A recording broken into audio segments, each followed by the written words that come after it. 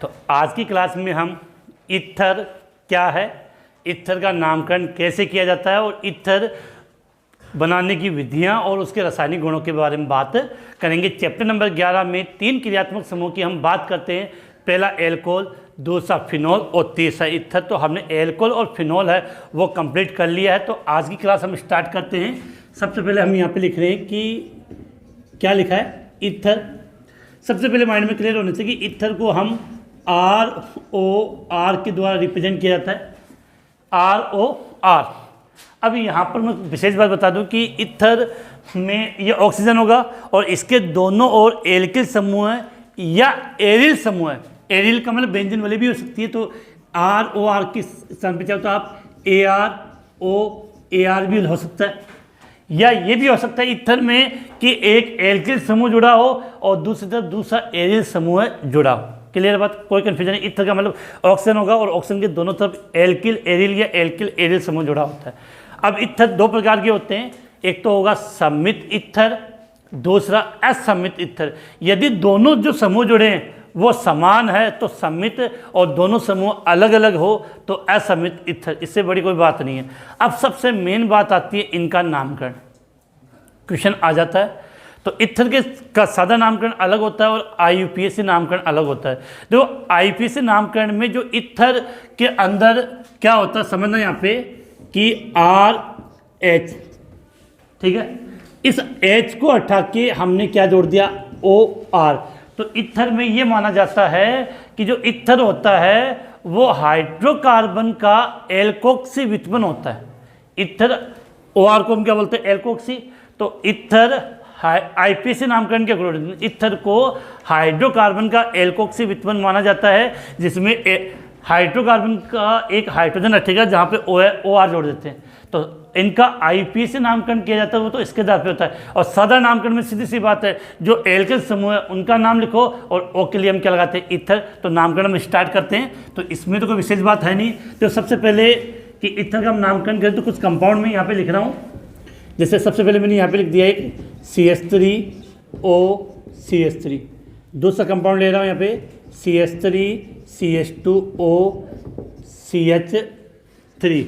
एक को लिखा है यहाँ पे CH3CH2OCH2CH3।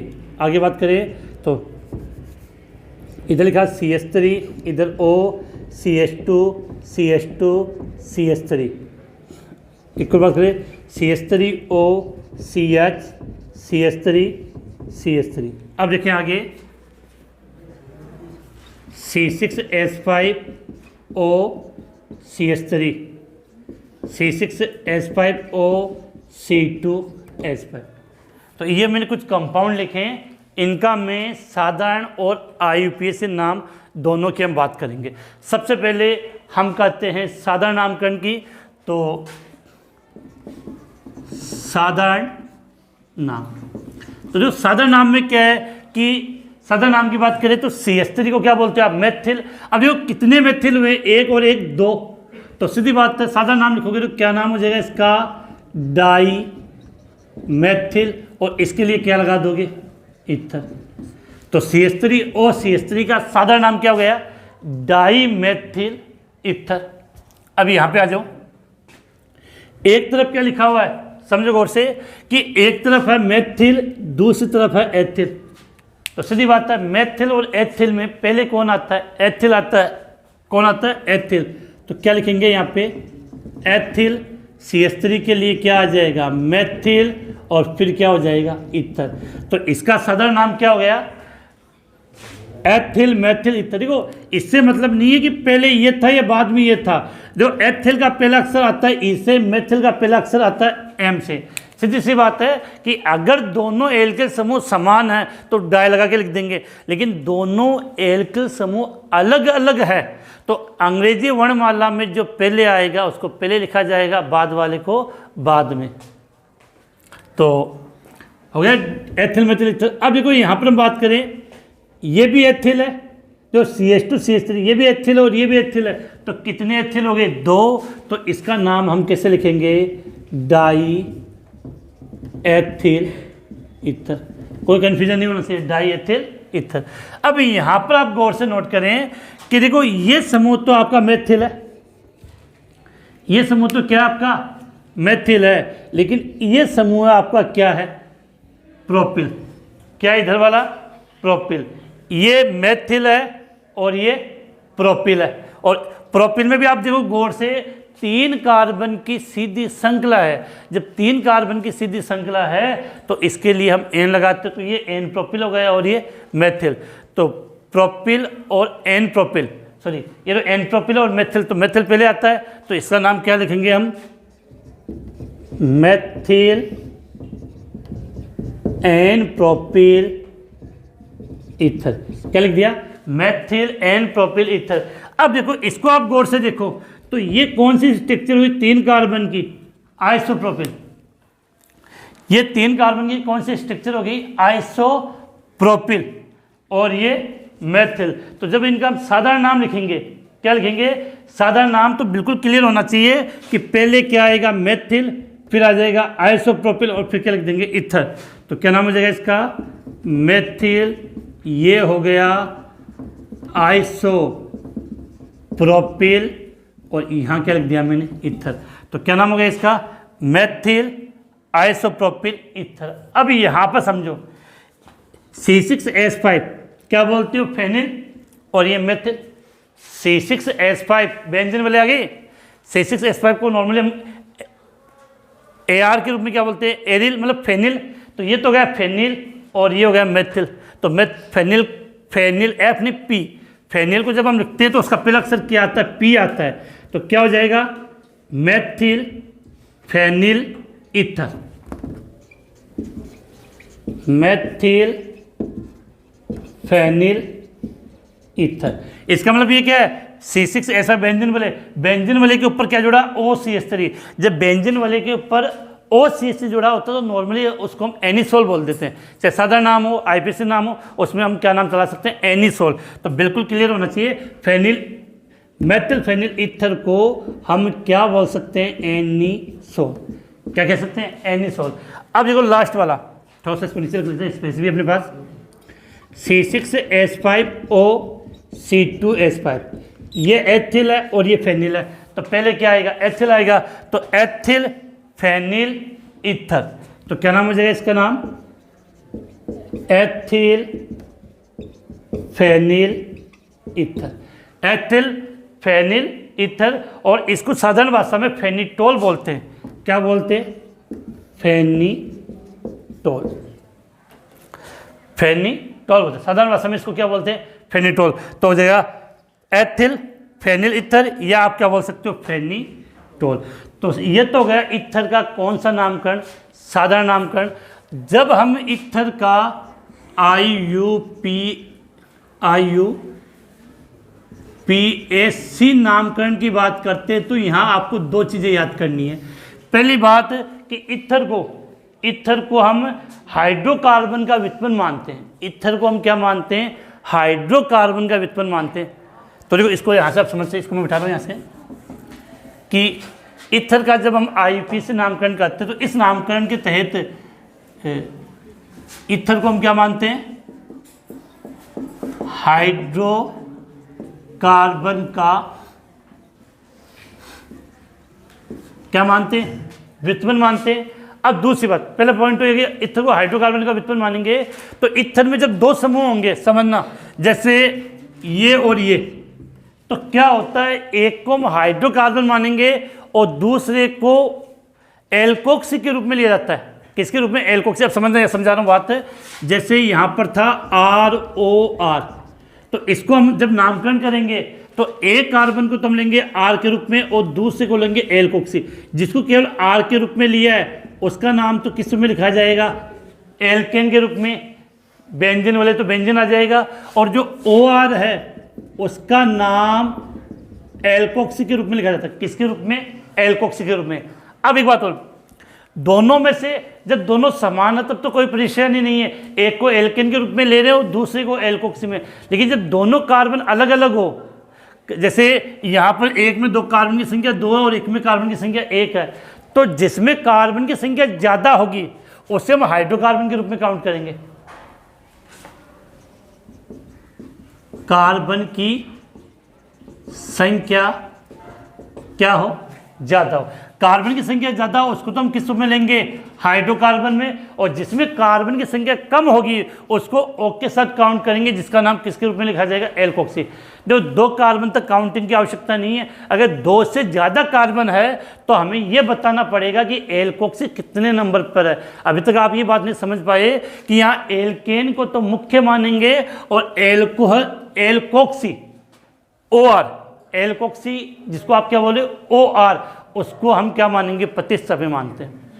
तो इथर के नामकरण में हाइड्रोकार्बन होगा वो मुख्य श्रृंखला होगी, और जो OR के रूप में समूह जुड़ा होगा उसको हम प्रतिस्थापी के रूप में मानते हैं। अब देखो मैं इसके कुछ एग्जाम्पल नामकरण करके समझा रहा हूँ, और बिल्कुल ईजिली समझने की कोशिश करना, आपको ईजिली समझ में याद हो जाएगा। देखो ये लिखा हुआ है यहाँ पे कि एक तरफ मैंने लिखा CH3, दूसरी OCH3।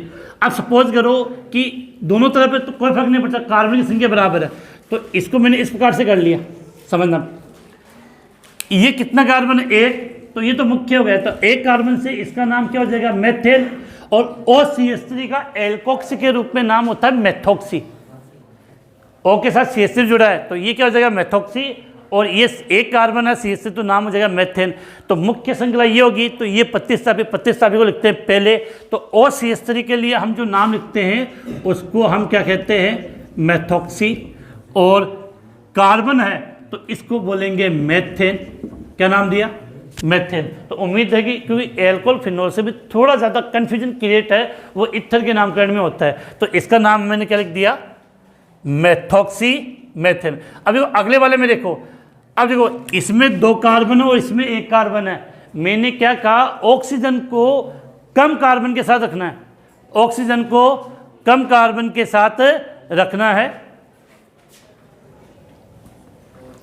तो ऑक्सीजन को कम कार्बन के साथ रखेंगे तो सीधी सी बात है ऑक्सीजन यहाँ इसके साथ आएगा। अब देखो कितने कार्बन है, 2 कार्बन, तो 2 कार्बन से एथेन हो गया, और OCH3 को आप क्या बोलते हो, मेथोक्सी, तो इसका नाम क्या हो जाएगा, मेथोक्सी, और 2 कार्बन से आपने क्या लिख दिया, एथेन। तो इस कंपाउंड का IUPAC नामकरण क्या हो गया, मेथोक्सी एथेन।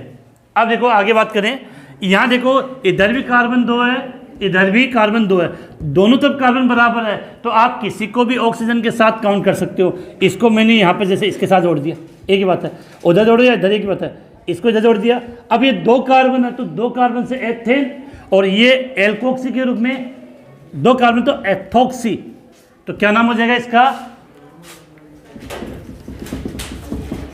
एथोक्सी, और 2 कार्बन से क्या हो गया, एथेन, तो इसका नाम क्या हो गया, एथोक्सी एथेन। अब देखो इतना समझा दिया तो कुछ तो समझ में आपको आया होगा। चलो एक क्वेश्चन आपके लिए है, तभी हम आगे बढ़ेंगे। क्या है, OCH3 CH2 का IUPAC नाम है, वो कमेंट्स में बताइए, जल्दी से लिखो। पढ़ रहे हो तो कुछ तो समझ में आ रहा होगा, और जब तक आप कमेंट्स नहीं बताओगे तब तक हम क्लास आगे नहीं बढ़ाएंगे, क्योंकि सब्सक्राइब तो आप वैसे भी नहीं करते वीडियो देखने के बाद भी। तो जल्दी से इसको कमेंट, इसका जो IUPAC नामकरण है नीचे वाले का, इसका IUPAC नामकरण है वो कमेंट्स में बताइए, फिर मिलान करते हैं कि आपने सही बताया गलत। जल्दी स्टार्ट, रेडी, जल्दी से लिखो। चलो नहीं किया कमेंट्स, कोई बात नहीं, मैं इसको हल करवा देता हूँ। देखो कि मैंने क्या सीखा, छोटे वाले के साथ ऑक्सीजन को जहाँ कार्बन की संख्या कम है उसको साथ जोड़ना, तो ये हो जाएगा। अब देखो ये 3 कार्बन से प्रोपेन, अब देखो इसकी आपको काउंटिंग साथ में करनी है, तो काउंटिंग जिधर से समूह जोड़ा तो 1 2 3, तो देखो OCH3 को आप बोलते हो मेथोक्सी, कितने नंबर पे जोड़ा, 1 पर, तो नाम हो जाएगा इसका 1 मेथोक्सी, 1 मेथोक्सी, और 3 कार्बन से क्या नाम लिख दिया, प्रोपेन। जो 3 कार्बन थे 1 2 3, और 1 पर ये OCH3 जोड़ा तो उसको आपने क्या नाम दे दिया, 1 मेथोक्सी। अब देखो इसके आगे बात करें, यहाँ पर समझो कि इधर 1 कार्बन है, इधर 3 कार्बन है, तो सीधी सी बात है कि इस CH3 को 1 कार्बन के साथ जो इस ऑक्सीजन को इसके साथ जोड़ दिया। अब ये 3 कार्बन की श्रृंखला हो गई, काउंटिंग करोगे तो 1 2 3। अब इसका मतलब क्या हुआ कि OCH3 कितने नंबर पे जुड़ा हुआ है, 2 पे, तो क्या नाम हो जाएगा इसका, 2 मेथोक्सी और 3 कार्बन से क्या लिख दिया हमने, प्रोपेन। क्या लिखा है, 2 मेथॉक्सी प्रोपेन। इसके बाद देखो यहां पर हमें इसका नाम लिखना है, जो C6H5, जब आप इनका IP से नामकरण करोगे तो C6H5 का मतलब बेंजीन हो गया। अब बेंजीन पर आपका ये जुड़ा हुआ है तो इसको बोलते हो आप क्या, मेथॉक्सी, और C6H5 का मतलब बेंजीन, तो इसका IP से नाम क्या हो जाएगा, मेथॉक्सी बेंजीन। जैसे फिनॉल का IP से नामकरण क्या होता है, फिनॉल ही होता है, उस प्रकार से आप इसको चाहो तो क्या कह सकते हो, एनिसोल भी लिख दोगे तो गलत नहीं है, एनिसोल कहते हैं इसको, एनिसोल। बिल्कुल क्लियर होना चाहिए, एनिसोल। अब जरा समझा दो यहाँ पे, एनिसोल का मतलब क्या हुआ, बेंजीन वाले के ऊपर आपने क्या जोड़ दिया, OCH3। बेंजीन वाले के ऊपर आपने क्या जोड़ दिया, OCH3। अब देखो ये बेंजीन वाले थे, इसी को तो हमने किस रूप में लिख दिया, C6H5 एनिल के रूप में यहाँ पे लिख दिया है। इसके बाद देखो नेक्स्ट पे चलते हैं, यहाँ पे इसमें क्या है, यहाँ C2H5 है, C2H5। तो देखो ये आपका C2H5, ये बेंजीन आ जाएगा, तो C2H5 को आप क्या बोलोगे, एथॉक्सी। C2H5 को हम क्या बोलेंगे, एथॉक्सी, और ये बेंजीन, तो इसका IP से नामकरण क्या हो जाएगा, एथॉक्सी बेंजीन। तो बिल्कुल क्लियर होना चाहिए। और विशेषकर अगर हम बात करें कि एग्जाम में नामकरण वाले क्वेश्चन काफ़ी आते हैं, और ईथर का जो नामकरण पूछा जाता है नॉर्मली, या तो आपका ये एनिसोल, ये बेंजीन वाले पे OCH3, या इसको इस प्रकार से भी लिख सकते हैं कि C6H5 OCH3। क्या बोलते हैं इसको, एनिसोल। बिल्कुल याद होना चाहिए। और ये तो आपको क्लियर होना चाहिए, इसका डाइमेथिल ईथर मेथॉक्सी मेथेन, इसका एथिल मेथिल ईथर या मेथॉक्सी एथेन, ये एथॉक्सी एथेन। तो ये जो नॉर्मल कंपाउंड है, क्योंकि एग्जाम में जब नामकरण वाला क्वेश्चन पूछा जाता है तो ज़्यादा टफ नहीं आता, नॉर्मल आता है, ज़्यादा टफ नहीं आता, नॉर्मल आता, तो उसमें गलती ना हो, उसमें गलती ना हो। तो इसलिए आप इनको याद कर लेना, क्योंकि कंफर्म है एग्जाम में नामकरण के क्वेश्चन पूछ लिया जाता है। तो नामकरण की वाली क्लास है आप यही समाप्त करते हैं। आज की क्लास में हमने ईथर का नामकरण सीखा था, तो कल की क्लास में हम ईथर के बनाने की विधियाँ और उसके रासायनिक गुणों की बात करके और अपना ये जो चैप्टर है वो जल्द से जल्द समाप्त करने की कोशिश करेंगे। तो आज की क्लास यही समाप्त होती है।